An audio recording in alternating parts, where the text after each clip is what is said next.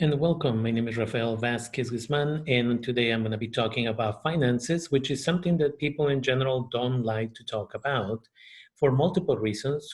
Often is one of the reasons is that people are making bad decisions about their money, and when we tell them to talk about finances, they know that either they're going to have to change the way that they're using their funding, the way they're saving or not saving, they have to change, or in general, they will always have difficulty with money. And that's why it's easier to pretend that we cannot have the conversation, and therefore we don't have to change. The downside is thinking about 10, 20, 30, or 50 years in the future. And so today I will be talking about finances and the basics of it. And so, again, my company is called Líderes del Futuro. I have a show on KBBF on Thursdays between 5 p.m. and 7 p.m. where I talk about anything and everything from finances to politics to immigration and much, much more. I also have a podcast by the same name, Líderes del Futuro. I am author of the Spanish version of the book, Fulfilling the Dream, Logrando tus Sueños, which is on the screen. The English version should be done by the end of October. And I just published, and it's available on Amazon, Barnes and Nobles, and many other locations, the journals, Fulfilling the Dreams for adults and for youth, especially for individuals who have gone through trauma. Half of what I make out of the books and out of the journals go to my organization, which is a therapeutic organization. I happen to be the president of the board of Humanidad Therapy and Educational Services. And so any profit that I make from my books and my journals, half of it goes to this organization. You can also find me on Instagram at Líderes del Futuro. And again, there is a double O at the end of that. And my email address, if you're interested in getting more information or want to reach out, is lideresdelfuturo@yahoo.com. When we are born, the companies in general, anything from Disneyland to Coca-Cola to Intel to Target to all of those companies, they all want a little bit of us. And they do a lot of work and they invest a lot of money to be able to get us to become shoppers and to think about, well, I'll pay it off later on, or I don't have to think about it. And as a result of that, again, we need to educate ourselves and we need to educate the next generations that it's not about how good of a shopper you are, but how much money do you have saved towards retirement, investments, and so on. And that brings us to the question of what is your 10-year plan? Right? What is it that you want to accomplish in 10 years? How many of you want to have a house in the next 10 years? How many of you want to have your own business in the next 10 years? How many of you want to graduate from college or the university, so on and so forth? And again, if we do not have a plan, it is easier to just go with the flow and always be in debt. Let us remember that the system is created to keep us in debt. That way we will continue to work for somebody else until we die, and we will never be free to make our own decisions. And as a result of that, you buy a $40,000 car, and now you're stuck in the job. And even if you hate that job, you have to make that $400, $500 payment plus insurance every month. And as a result of that, even if you hate the job, you have to show up every day. And you know that if you say something to your boss, right, then you may lose your job. And if you lose your job, that's the first step towards losing your housing and your vehicle, which again, you're investing a lot of money in. And I'll talk more about purchasing vehicles and why you should never buy a brand new car. Today, we're going to talk about income and expenses, the different types of bank accounts, the age at which we should teach individuals about finances, what type of car should we buy, credit cards, how to build credit, and insurance. I do have a second training on how to invest. For those of you who are interested in doing that, you can reach out to my email, lideresdelfuturo@yahoo.com. And again, I'll have that information at the end, and we can talk about that. One of my good friends, Greg Granderson, recently said to me, they don't teach you health and wealth in high school. And that's very true. What they do is they teach you an economics class where they give you an idea of economics, but they don't teach you how to balance a checkbook. They don't teach you the difference between a checking, a savings, a money market, or any other type of investment. And I'll talk about that in a minute. And a lot of us, again, we are just wasting our money on chips and soda and fast food. And as a result of that, we're not saving, but also our health is deteriorating over time. The reality is most of what we do requires money, whether it is for rent, mortgage, food, transportation, clothing, insurance, education, recreation, retirement. But that brings us to the questions, are you happy today with your income? Most of us, the answer is no. Do you have enough work and income to pay for your expenses? And again, sometimes we are just using that credit and debit card all the time without keeping track of our expenses. And at the end of the month, we have a hard time with making the basic payments that we need to worry about. Do we have an emergency fund? Again, we all should have an emergency fund of minimum six. Better if you have enough to cover 8 months of payments that include, again, anything I just mentioned, from rent to food, transportation, so on and so forth. And how many of us have regrets about previous purchases? Well, you bought a car for $45,000, and 5 years later, you're still halfway done with the payments. Maybe you don't even have the car. Okay, so maybe you bought some clothes that you use twice, three times, and then you haven't worn them again. But again, you invested that money, and that wasn't really an investment, that was an expense. An investment is something that you put money in, and eventually you'll get more money out. And then again, there are differences between wants and needs. And so when we talk about this, needs including housing, food, clothes, transportation, medical insurance, car insurance, life insurance, home or renter insurance, and then investments for retirements. In the wants area, it could be a brand new car. I want a brand new car. I want a vacation, brand clothing, jewelry, eating out all the time, going to the movies. You want a TV in every room in the house so that you can watch your stuff and the rest of your family can watch whatever they want. And a lot of people now have those plans where you basically get the new phone every year, but you fail to understand that that's costing you additional money that you don't have to be spending. So when we talk about income, what is your regular income, your first job? How much are you making every week, every 2 weeks, every month? And so you put the total in there to determine how much money you are actually making. And so that's important for us to keep in mind how much is the total income for you that you're investing. And then some of us had a second job. So when I was in college many years ago, I had a second job. And for one semester, to keep up with all my college expenses, I had a third job because I had to pay for my housing, my food, my transportation, and everything else on my own. And again, the other piece is how many of us have a personal business, or as people like to call it, a side hustle that is costing you less and bringing some income. Some people like to have a side hustle, and months later, they finally figured out, I really like to do that, but it's costing me more than what I'm making. So then it's not a side hustle, you actually just have a hobby.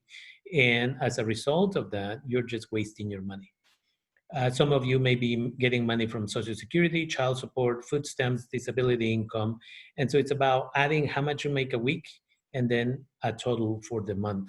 And that is important to keep track as a first step towards trying to figure out your income versus your expenses so that then you can figure out how much are you making, how much are you spending, and as a result of that, are you making the right decisions about finances? And the other piece that we need to talk about is the examples of personal businesses. So again, there are some individuals out there who are really good at taking pictures. Again, you can start with your cell phone, create an Instagram account and start putting pictures out there. Don't just go and buy the camera. First, use something that you already have. And then once you get 1,000 followers, then you go and get the camera. And then you start doing some free sessions for people, taking pictures of their cars or of themselves, so on and so forth. And eventually you get more people to follow you, and then you start your business and you say, I'm available for anything, birthday parties, weddings, whatever. And that's your side hustle. And as a result of that, again, you can deduct some of the expenses like the camera, lights, other things, mileage for those events as part of your business. Maybe you're really good at music, so DJing. Maybe you and a couple of friends get together and you start a mobile car wash. lawn mowing, many of those things that are on the screen are opportunities. Another one that I see all the time that, again, people don't make money out of it is translation. There are a lot of small businesses that need a flyer translated from English to Spanish or to other languages, and they would be willing to pay $20 per page, for example. And over time, that business will tell another business, and eventually you may be translating 2 or 3 flyers a week. And again, that may be $40 to $60. And it's not about spending that money, it's about putting it in the right account on your bank. And I'll talk about that in a minute. There's even a website where you can become a video editor and book editor, any of that stuff. If you have a skill, they will pay for it. And if you want more information, reach out and we'll get you that information. For me, one of the side hustles I've been working on, again, is the latest is my journal or diary that I started. And this one, because of many factors, including the pandemic and the fires and many other things, this is the youth edition. And I also have the adult edition in English. The adult edition in Spanish should be coming out in November of 2020. And then eventually the youth Spanish edition will come out. And as clearly it says in that, half of the profits from this go to my nonprofit organization. And again, this covers the first 6 months so that we can move towards healing, towards processing feelings and emotions, so that then we can create the 10-year plan and be successful. And it comes in 5 different colors again. So you have the orange, the blue, the pink, the green, and the lilac. And the adult version actually comes in 6 different colors, but it's the same information. It is available on Amazon. It is available in Barnes and Noble. During the week, the first week of October, it should be made available. And again, it's money that if people continue to buy it, I only invested some time into creating it one time. And then as long as people keep buying it, which I hope people will do, I'll keep putting money into my nonprofit. And then I'll be making a little bit of a profit for myself to pay for the person that creates the graphic design, so on and so forth. And then when we talk about expenses, again, we're talking, this is just a sample, again, rent or mortgage, food, car payment, car insurance, medical insurance, all of those expenses. And this is just a small list. If you want my budget sheet, you can email me at Líderes del Futuro. And all you have to say is, send me the budget sheet. And I'll gladly just send you that as a PDF. And then you can share it. And again, this is the type of stuff that people don't want to do. Sit down. How much am I spending on this? How much money am I spending on that? How much money am I spending on eating out? I have been working for 24 years with families, especially immigrant families and kids. And sometimes it's sad to see how many of these kids are making $5 an hour, $10 an hour, $15 an hour, and they're eating out every day. And as a result of that, they're spending so much money. And what they fail to understand is the following, and that is how expensive it is to eat out. So for example, if you're making $15 an hour, we need to look at it a little bit different. If you're making $15 an hour and you got a car that is going to cost you $400 a month, just the car, then the insurance, those $400 a month are not just $400 a month, but if you're making about $15 an hour, it's going to be about 30 hours of your life that you are giving away for the privilege of driving that vehicle, which again may lose its value very quickly. And I'll talk more about vehicles in a few minutes. But again, start looking at that. How much is your life worth? Because those 30 hours a month, and you're going to be paying for 7 years for that car, how many hours of your life are you giving away to the bank just so that you can look good in this vehicle when you could be saving half of that money, buying a cheaper car, and then investing in the stock market? And as a result of that, retiring at 35, retiring at 40, and then you don't have to work the rest of your life. That's how we have to look at it. And then when you're serious and want to start looking at your future, again, where can you save some money? Again, cutting down on eating out is perhaps one of the biggest ones for people who are younger. And so instead of saying, you know, I'm going to eat out 4 times a week or 3 times a week. I'm going to cut it to 2 times a month. I'm going to give myself $50 for eating out and buying clothing, and that's it, $50. And if my friends want to hang out, we're going to say, let's go hiking, let's go walking, let's do activities that don't require money. And if they cannot handle that, they're not ready to be grown-ups and be independent, and that's their thing. And I respect that they choose to do that. But I myself need to take care of myself, maybe my elderly parents, and for my future family. And as a result of that, I'm starting today.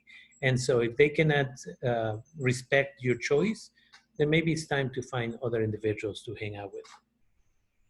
Maybe the gym membership. So instead of, again, going to the gym and signing up and paying $20, $30, $40 a month or whatever it is, maybe going to a secondhand store or some other place like that and buying a few weights and then working out at home. And then when you go, instead of going to a treadmill in the gym, you can go running in your neighborhood or at the park, which again saves you money.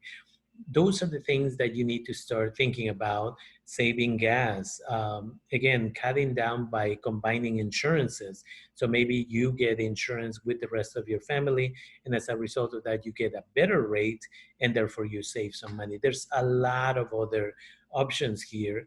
The other one that often people do is, especially in the Latinx community, is they have a birthday party. The baby is 1 year old. The baby doesn't even understand right from left, but they throw all these crazy parties, a lot of beer, a lot of alcohol, a lot of food.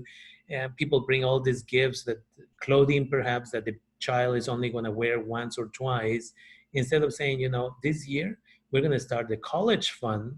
And as a result of that, anybody who wants to bring gifts, just bring some cash in an envelope, and we appreciate that. And then you grab all those hundreds of dollars, put it in a 529 account. And I'll talk about that briefly in a minute. Same thing for Christmas, same thing for all this stuff. It's not as much fun, but long term, that child, by the time they are 18, they will have $50,000 or $100,000 towards their college expenses. And how do we save? Well, we can all start a checking account. The downside for checking accounts is that they don't pay you a lot of interest. So in the checking account, all you want to put is a very minimal amount of money. The money that you're going to use maybe for gas or maybe food and a couple of the things. Maybe if you're still writing checks, maybe they want for your rent, all of that stuff. But besides that, you don't want to keep any money in your checking account. The other reality is if somebody steals your debit card and somebody's using it and they make all these purchases, or they go to the ATM and they take out your money, a lot of banks and credit unions will not give you that money back. It's different if they steal your credit card. You can fight it and they can dismiss all those charges because you didn't authorize them. But with a debit card, a lot of places, they will never give you your money back. So the minimal amount that you can keep in there, the better. And here's where I stop and say, don't go to a bank. Always go to a credit union. A credit union is where the money stays in your community. And many of them, 95% of the money that you are investing in your credit union will always be reinvested in the community. Many of the banks, they extract the money that you invest in there and they send it to the Wall Street or other places, and they make money out there. But credit unions are required to reinvest the money in their community. But again, in checking accounts, you're not going to make any money. So in $1,000, you're going to make $1. That's not an acceptable return. Why? Because every year, due to something called inflation, which is the cost of living goes up, that dollar now is worth, after a year, 98 cents. So if you say, I'm not going to put it in the bank, I'm just going to keep it in my house, that dollar a year later is 98 cents, and a year after that may be worth 96, 95, 94 cents. And so again, a checking account is not where you want to keep your money. And that brings us to savings account. Savings accounts can give you a little bit more of a return, but it's also not a place where you want to keep your money. A savings account is a temporary place where you want to keep money almost in transition between a purchase that maybe you have to make. Where you want to keep your money is in money market accounts, where often the interest will be a little bit higher And also depends how long you're going to keep it in there.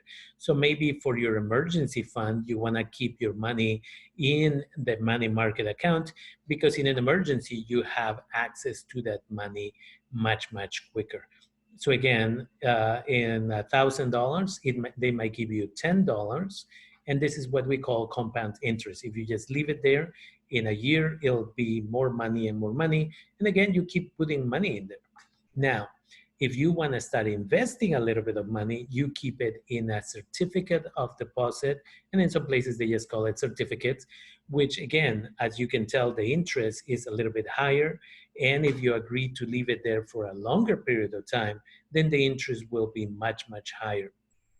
So if you have, let's say, $10,000 and you say, I already have my emergency fund over here, but I have this extra money, you don't want to leave it in the money market. You want to put it in a CD. And let's say you have $10,000 and you leave it in there. And as a result of that, you say, I'm going to leave it here for a year.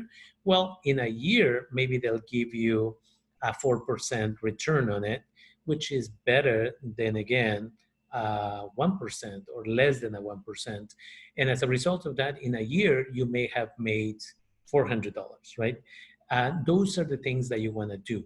Now, the only downside, and this is why you don't want to put your emergency fund in a certificate, is if you take the money prior to that certificate expiring, then there will be penalties. And usually most of the interest that you just made in that period of time will be taken away as a penalty.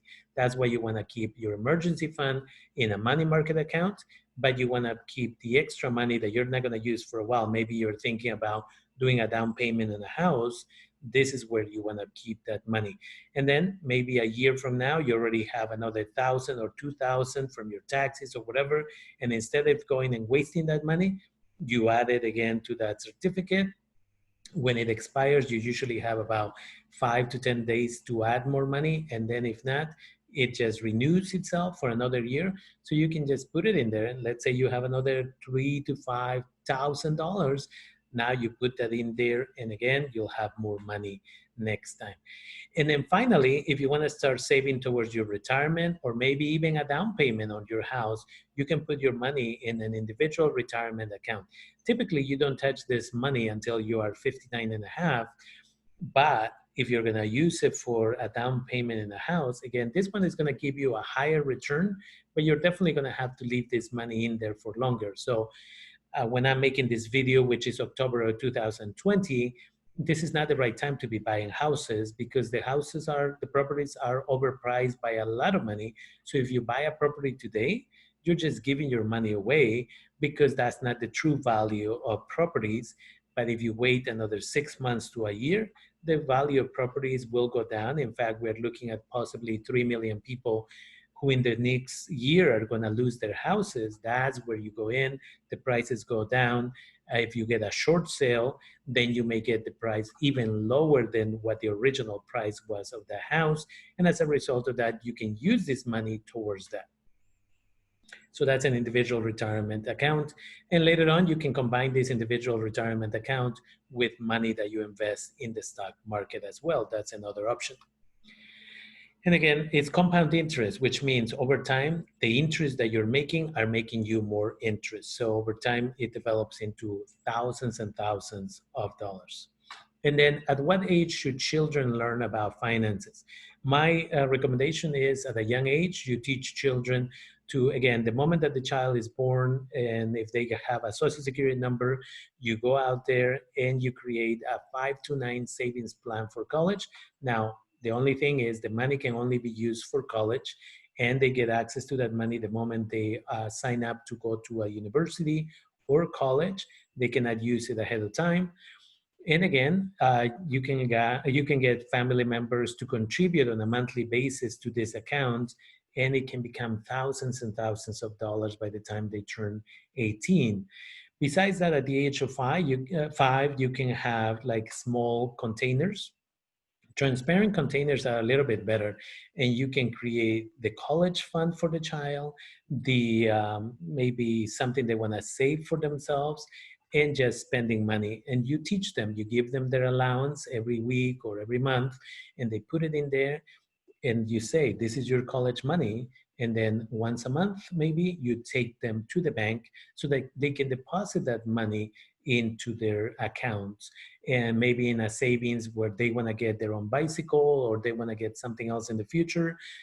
You also create a plan for them in a money market account, and they can be saving. And there are children that I know who are really excited, and every week, or excuse me, every month, they go to the mail with their parents to check out, oh, look at how much money I have here, how much money I have there. Now, this is not capitalism. This is a way of learning discipline. That's what it is. And people can interpret it as capitalism. No, it's about planning for the future. The difference between the wealthy and the poor is the poor never talk about money with their children, except to say, we don't have the money. The wealthy often start teaching their children, and even people in the middle class start teaching children about money at a young age. And that's the difference. By the age the child is 7, we take the child with us to the store and we say, okay, write down, we're buying rice, and rice is going to be, you know, $5 or $6 or $10, whatever it is. Okay, now add this other product, milk, bread, whatever it is. And then we teach the child to add the numbers so that you can understand before we get to the cashiers, how much money are we going to spend? And then we help them to figure out the taxes, so on and so forth. And then we congratulate them if they got even close to the amount, because that's why we teach them about money. By the age that they are in, by the age of 12, I would say, is when we sit them down and say, look, mom makes this or dad makes this. We bring this amount to the household. This is our rent or our mortgage. This is what we pay in insurance, blah, blah. And it's not about scaring the child. It's about teaching the child that money doesn't just come out of nowhere and give me, give me, give me, which is what we have created in the United States and many other countries in the world. By not teaching financial literacy to individuals, these individuals think that it's easy to just get money, and they don't know how difficult, how challenging. This is why they go and they buy those $200 tennis shoes without understanding how much of their life goes into, or their parents, into purchasing those items. And then when we talk about credit cards, some of the risks is that many individuals don't know about credit cards, and they just get one and they start spending, spending, spending, failing to understand that you should never put more than 30% on a credit card. Once you put over 30% on a credit card, the credit card company actually looks bad at you and say, this person is a risky investment. Many of these individuals end up getting a second and a third and a fourth and a fifth credit card. I met a young lady about 20 years ago who had 10 credit cards, and she thought it was a wonderful thing. That individual could never get a loan for a house because if her max, by putting all the credit cards together, was about $35,000, the loan officer for the home would say, no, you're too risky. You already have all that money invested in credit cards. How do we know that you're not going to go on a spending spree one day and you're not going to be able to keep up with your home payments? And that's why it's risky.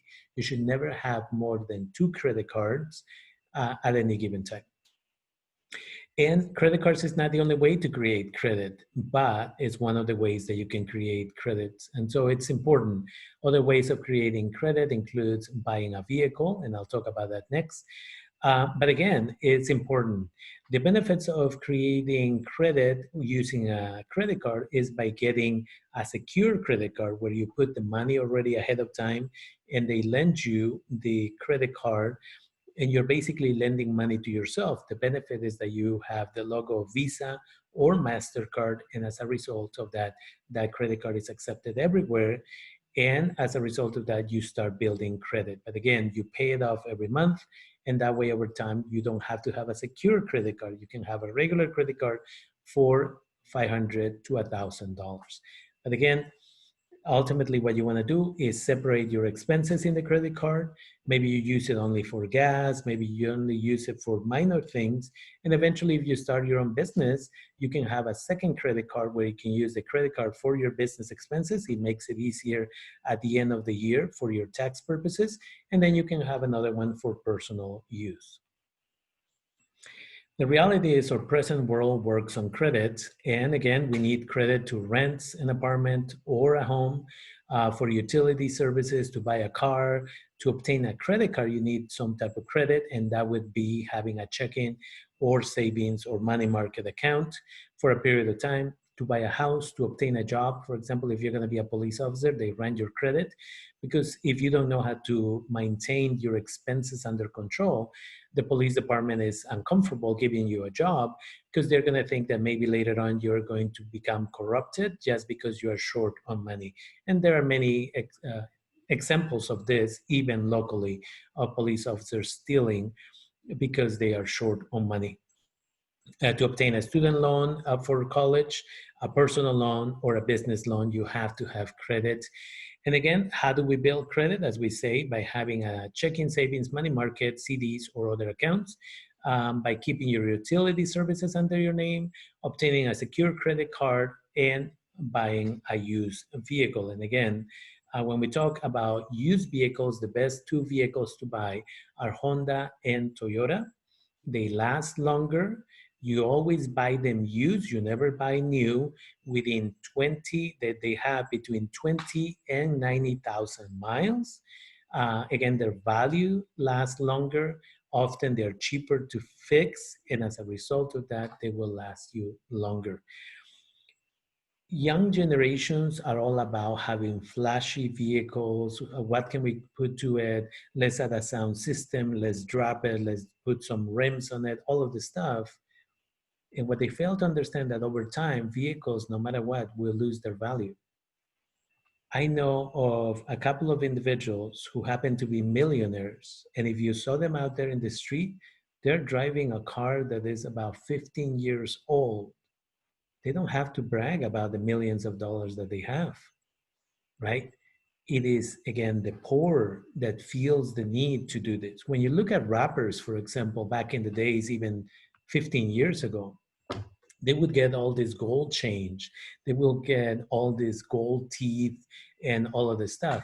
That was their way of letting us know that they had money. But look at the uber wealthy. They don't have flashy gold change and all of this stuff. They just have the money. 70% of all money invested in the stock market are the wealthy and the uber wealthy, right? That's why at this moment, when many people are suffering because of the pandemic, the uber wealthy are not suffering. In fact, while many individuals got $1,200 from the government, 43,000 rich people in this country got $1.7 million each. 43,000, which is going to cost the poor taxpayers to pay back sometime in the future over $70 billion. The uber wealthy don't pay taxes the same way that the poor and middle class do, because they know how to manipulate the system. Also, very quickly, I am mentioning here Redwood Credit Union, and I also mentioned Community First Credit Union. They are located in Sonoma County. They are located in Marin, Mendocino County. If you're watching this anywhere else in the world, please look into the equivalent of credit unions. And just by putting information about Redwood Credit Union here, I do not get any support. I do not get any economic benefits out of this. I just truly believe in the work that they're doing.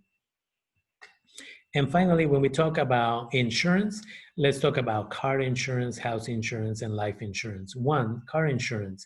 Well, a lot of people, especially in California, which is where I'm based, a lot of people in California, they go to an insurance broker and they say, what's the minimum that the law requires? Well, 15,000 per collision, so on and so forth. And they're like, okay, that's what I want. Why? Because I bought a $40,000 car. I'm making a $400 a month payment. And because I'm young, I'm 20 years old, I'm now spending $350 on insurance. So I'll just get the minimum. The problem is, if you think that way, then you're thinking the wrong way. Because if you're driving out there and you end up hitting somebody because you were texting and driving, and now you're going to have to pay for that, you're going to get sued, and maybe you hit a car that is worth $125,000 and you destroy that car. Well, your insurance is only going to cover $15,000. You're now in the hole for another $110,000. which means now for years and years, you're going to be working to pay that insurance company all that money back, all because you didn't want to pay an additional, $100 a month maybe to get the right coverage. And if you had gotten a $15,000 car that was used, your insurance payment would have been much, much lower anyway. In regards to a house insurance, again, you should always get a house insurance to cover the whole value of the house in case it burns down, in case there's an earthquake. It covers all of the expenses in rebuilding that house. And one of the things that you should do if you have a house is checking with your broker every year so that they can come to your house, assess the value of the house, because if they're covering, let's say, $400,000, you're like, I got it. I have $400,000 coverage. There's a fire, your house burns down. And now they tell you that to rebuild it is actually $550,000. Well, unless you have the other $150,000, your insurance is only going to cover $400,000. You still owe the bank $300,000. In reality, you don't have enough money to cover for that rebuild. And that's something that in California, people are having to find out after the fact. And life insurance, again, often people don't think about it. We don't want to talk about it. But if you passed away today and you are the breadwinner in the household, what's going to happen with your family? Maybe you're buying a house already and you're making $2,500 payments every month, and then you pass away. Is your family going to be able to cover that? And if not, they're going to have to sell the house and they're going to have to live in the street, or they're going to have to go rent an apartment, and your dream is gone, right? So I have a podcast called Líderes del Futuro. I invite you. I just uploaded a couple of days ago, I just uploaded an audio about specifically that. And that is, again, getting life insurance. So I interview a broker and he talks specifically about why we should all have life insurance. The other thing with a house is, and a car insurance, is if you're buying a house and your house is worth $500,000, but you again have $15,000 worth of coverage for your car, and you hit that person's car that is $100,000, your insurance for the car pays $15,000, you don't have the rest in cash, that company is going to sue you for your house, and you'll be forced to sell the house to pay the rest of the money. And as a result of that, again, now either you're going to have to get a second loan to get that money out of your house value in order to pay them back, but now you owe more on the house, or you have to sell the house. And that happens also frequently. So be careful about this type of stuff. And because I'm doing this in October, if you're an undocumented immigrant, please check out the website srjcmecha.org, where we're going to be releasing videos starting October 19th until October 23rd about how do we get more students in California to go to college, to be successful, to open their own businesses, and much, much more. So check out srjcmecha.org for that. And with that, my name is Rafael Vasquez. My company is called Líderes del Futuro. You can reach out again on Yahoo at lideresdelfuturo@yahoo.com, or on Instagram at líderes_del_futuro with the double O, or my website, lideresdelfuturo.org. And with that, I want to thank you for taking the time and watching this. And if you have any questions, you can always reach out. Thank you for your time.